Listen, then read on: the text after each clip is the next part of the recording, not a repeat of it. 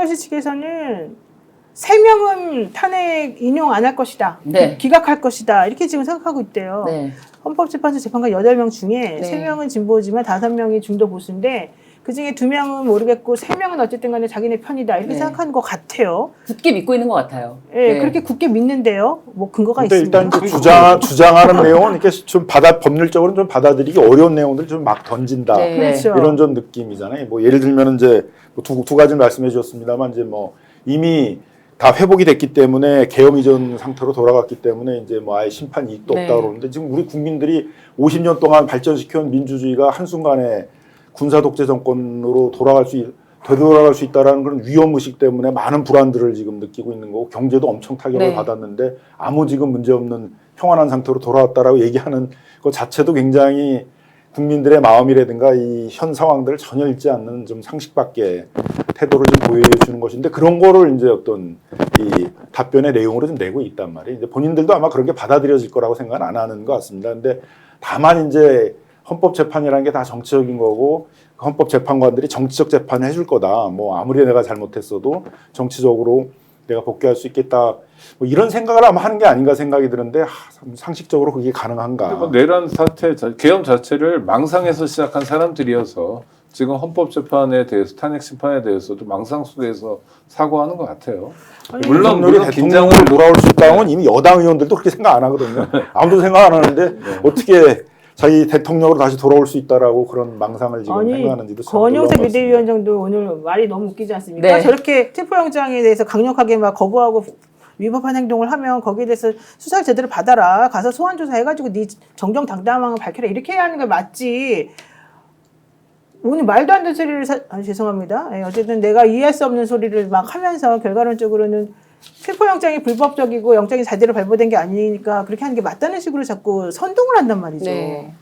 그게 과연 가능한가요? 권영세 비대위원장 굉장히 코미디를 연출한 것이 법 앞에 평등해야 된다. 네. 대통령이라도 법 앞에 예외가 될 수 없다라고 이야기를 합니다. 그런데 바로 즉시 그런데 대통령인데 체포영장이라니 너무한 거 아니냐. 이게 무슨 코미디입니까? 아니 뭐 그렇죠. 개그합니까? 그렇죠. 아니 진짜 이 사람이 어떻게 검사 출신이라는 건지 도대체 법 앞에 평등해야 됩니다. 그러다가 갑자기 대통령이잖아요. 아니 이게 말이 됩니까 진짜. 성대모사 하시는 아니 그리고 오늘 검찰에서도 저질들이에요, 저질. 밝혔죠. 지휘관 메모까지 확보를 해가지고 네. 이걸 공개를 했는데 대통령이 문을 부셔서라도 끄집어내네. 막 녹취 뭐 그리고 이거 메모 이렇게 한 게 네. 있었지 않습니까? 그리고 나중에 뭐 지워라 막 이런 것까지 다 써놨던데 그건 너무 빼박 아닙니까? 솔직히 말해가지고. 그러니까 이제 본인이 막 내뱉은 말들이 다 있는데 그걸 네. 전혀 잊어먹은 건지 아니면 너무 뻔뻔해가지고 본인은 다 국회의원들이 계엄 해제 요구하지 못하도록 다 끌어내라고 얘기를 하고 그 지시를 받은 사람들이 다 얘기를 하고 있는데 어떻게 또 그렇게 TV에 나와가지고는 전혀 뭐 그런 얘기는 하지 않고 뭐 평온하게 다 해프닝처럼 끝났는데 뭐가 문제냐는 식으로 얘기를 하는 거 보면 약간 좀 정신 상태도 네. 그렇게 정상적이진 않다. 어떻게 그런 것들을 그냥 전혀 입에 침도 안 바르고 그냥 바로 아무 문제 없이 평온하게 그냥 한 것이다라는 식으로 얘기를 하는지도 참 놀라운 것 같아요. 근데 그게 지금 국민의힘도 사실은 윤석열을 이제 손절하고 네. 사실은 이제 조기 대선으로 간 이 시스템을 빨리 전환을 시켜가지고 대선 후보도 좀 내놓고 뭐 이래가지고 뭔가 좀 정리할 수 있는 상황이면은 오히려 그러면 안 나왔을 것 같아요. 근데 지금 아직 마땅하게 자기네들 쪽에서는 뭐 할 수 있는 상황이 없고 그러니까는 아직까지는 대통령 뭐 윤석열 씨를 어쨌든 비호하는 방향으로 좀 계속 하는 것 같은데 그러다가 좀 있으면 또 바뀔 것 같거든요. 저런 바뀌죠. 말. 네, 금방 네. 선전할 겁니다. 그렇죠. 네. 지금은 대선에 나올 가능성이 없는 사람들, 네. 뭐 권 씨들 이런 사람들이 당을 주도하고 있어서 그 사람들의 목소리가 크게 들리지만 판이 바뀌면요 대선 후보가 당을 리드할 수밖에 없잖아요. 그러면 뭐 윤석열하고 손절 안 하면 뭐 미래도 없고 당장도 뭐 너무 형편없는 국민적 심판에 직면하게 되니까 바뀔 텐데 그때 또 바뀌는 모습을 지켜보는 국민들 마음도 어떻겠습니까? 정말 애들 장난도 아니고. 그러니까 이제 맞아요. 지금 여당 측에서는 뭐 최대한 시간을 끄는 게 이제 목표인 것 같아요. 그래서 시간을 끌기 위해서는 뭐 주장도 이것저것 막 던지는 것 같고 뭐 억지더라도 그냥 맞습니다. 억지를 주장하더라도 계속 시간을 끌어보겠다라는 이제 심산인데 그게 다 국민들이 보고 있는 거 아니겠어요? 그리고 시간을 끌면서 이미 우리 국가적 이미지가 실추하고 경제는 불안한 상태로 위기 상황으로 계속 치닫게 되고 그런 모습들을 보면서 결국은 그 여당에 대한 우리 국민들이 마음이 어떻겠어요? 그러니까 뭐 지금은 그냥 최소한의 자기 적극 지지자들만 모아서 가면 된다 이제 이런 태도일 것 같은데 결국 국민들로부터 버림받게 되지 않겠어요. 그러니까 아마 조금은 여당 내에서도 이성을 이제 찾는다면 무조건 시간을 끄는 게 답은 아니다. 어느 정도는 좀 정상적인 상태에서 정치를 하면서 이 국면을 좀 마무리를 하고 그다음에 그 국면에서 이제 빨리 대선 국면으로 가면서 거기서 그걸 빨리 준비하는 게 더 합리적이지 않을까. 뭐 이렇게 좀 돌아오지 않을까 기대를 하고 있습니다. 네, 향후 시나리오 좀 우리 한 번씩 얘기해 봅시다. 뭐 이제 저는 솔직히 공수처가 뭐 영장 재집행 못한다고 봅니다. 이 정도까지 했는데 이렇게 엉터리 같이 했다 그러면 저는 그들은 다시는 특히 주말에 월요일날 저는 기대를 안 합니다. 그런데 그렇게 되면 결국 할 수 있는 건 이제 사전 구속영장 청구하는 거 조사 못하고 그냥 그거밖에 사실은 이제 없을 것 같은데 그거나 뭐 제대로 하겠습니까? 네, 어쨌든 지금 시나리오가 어떻게 될지 사실 많은 분들이 궁금해하거든요. 어떻게 보십니까? 저는 체포는 시간 문제라고 생각합니다.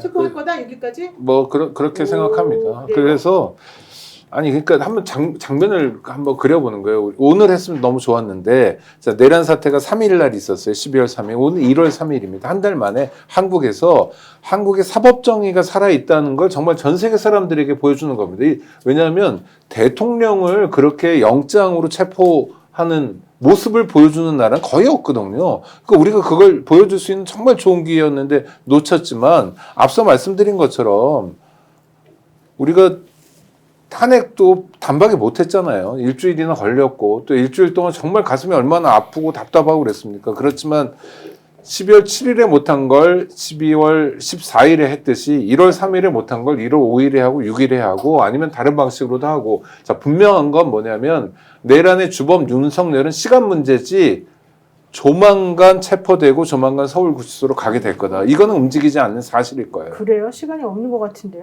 뭐요? 영장 재집행을 안 하면은 그러면 저런 수사기관이 왜 필요해?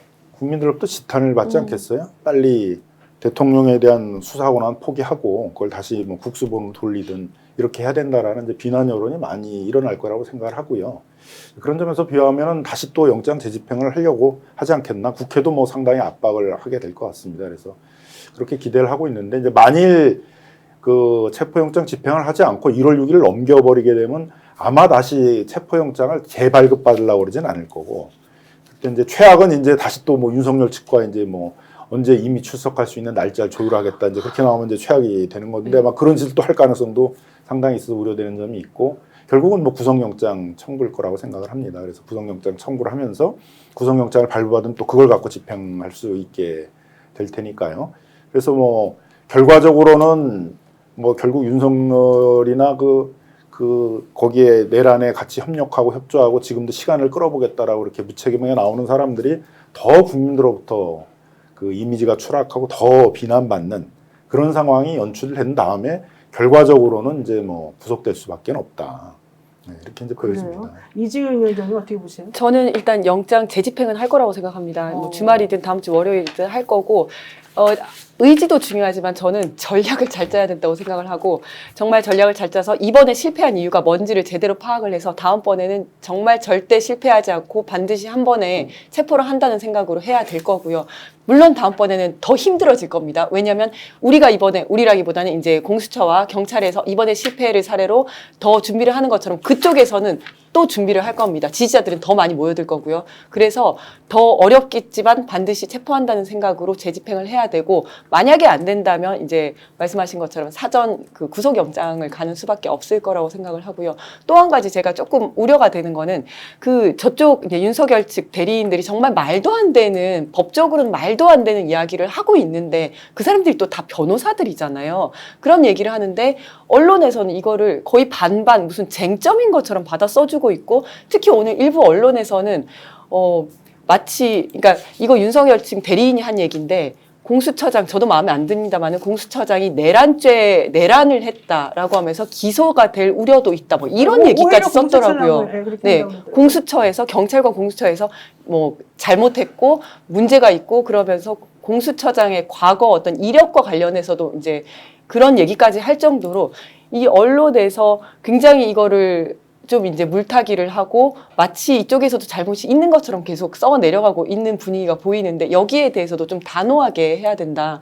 그러니까 이제 가짜 뉴스라든지 이런 허위 선동과 관련해서도 좀 단호하게 대처를 해야 된다라는 생각이 들었습니다. 저도 오늘 하루 종일 뉴스를 보면서 사실은 평소에는 절대 보지 않는 채널이긴 한데 연합뉴스를 틀어놨어요. 그 중간에 잠깐이라도 뉴스를 끊기가 싫어서 근데 틀어놨는데 와 연합뉴스에서도 완전히 무슨 기계적인 중립을 정말 기계적인 중립이 아닌 거죠. 사실 기계적인 중립이라는 것도 이게 50대, 51대 중립을 지키는 게 기계적인 중립인데 완전히 잘못돼 가고 있는 방향을 마치 동등한 입장으로 세워준 것 자체가 기계적인 중립이라는 자체가 성립되지 않는 건데 그런 식으로 계속해서 뭐 이제 그 윤석열 측에서 이야기하는 그 입장에 대해서는 그런 걸 검토해 봐야 된다. 검토해 봐야 된다. 모든 이야기 끝에 다 검토해 봐야 된다는 거예요.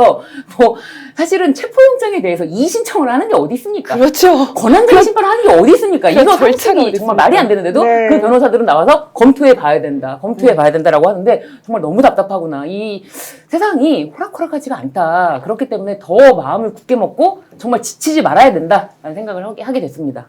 최상목 대행은 사실 미리재단 사건 터졌을 때 큰 문제가 있었습니다. 그래서 그때 위증도 했었었고 그 잘못한 것 때문에 원래 검찰에 기소가 되고 구속이 되고 이랬어야 되는데 네. 윤석열 씨가 살려줬다는 말이 있어요.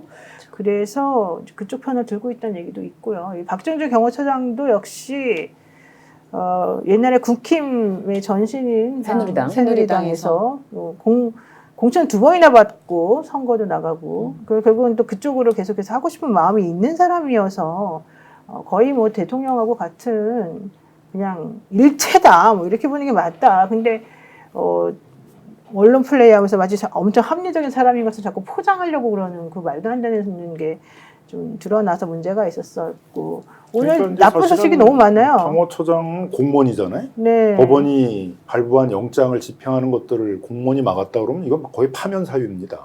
그러니까 최상목 대행은 지금 경호처장을 파면시켜야죠 먼저.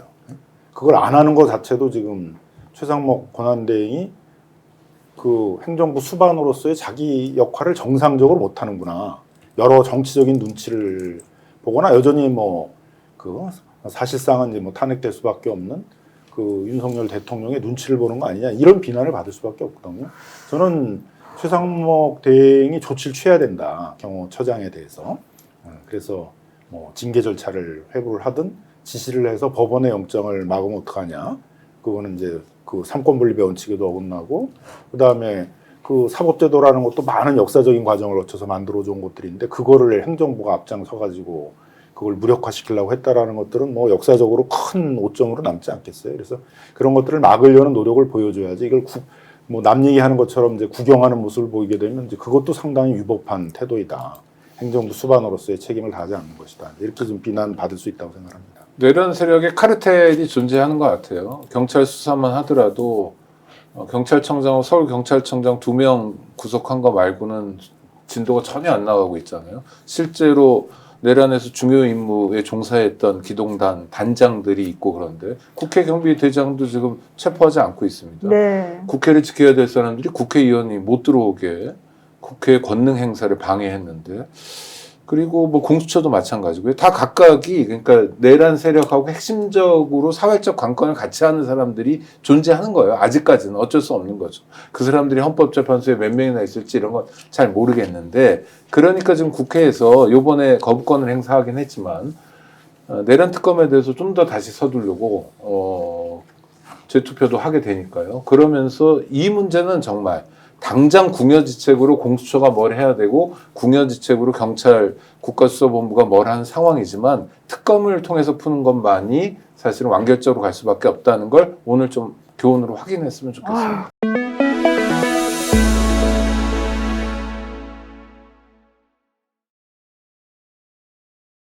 스픽스는 말하는 언론입니다. 대세는 유튜브, 그중에서 스픽스. 좋아요, 댓글, 구독, 알림 설정. 여러분이 저희를 사랑해 주시고 우리가 여러분을 사랑하는 4가지 방법입니다.